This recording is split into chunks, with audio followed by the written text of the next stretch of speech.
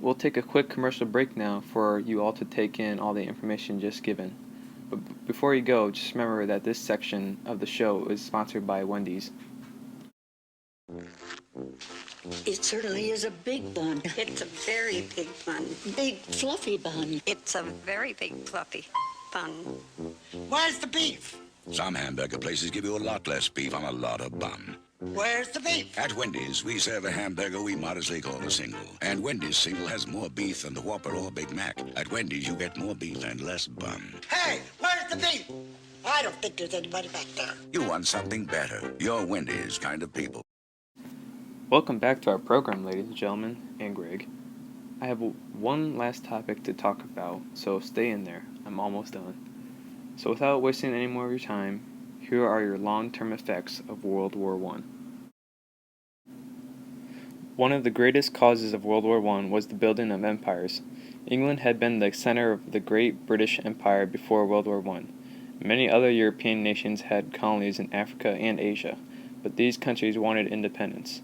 The war marks the beginning of the decline of empires in the face of rising nationalist demands for independence throughout the non-European world. Next is the U.S. policy of isolationism. The United States was never directly attacked on its soil, but the U.S. losses in life were great, more than 100,000, but this was small in comparison to the millions lost by other major powers. These circumstances thrust the United States into a position as world leaders, while American people still assumed that Europe had little to do with America.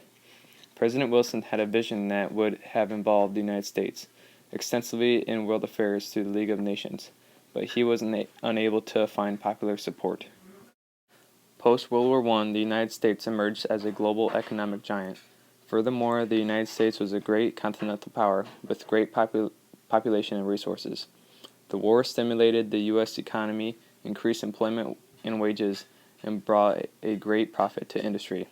The United States emerged from the war as clearly the greatest power in the world. One of the last things to talk about is the rise of militant extremist parties in Europe. In Europe, the destruction and massive loss of life severely damaged social and political systems. In many countries, the war created political instability and violence that persisted for decades. During the war years, the first communist state was established in Russia, while after the war, militant fascist organizations seized control in Italy, Spain, and Germany.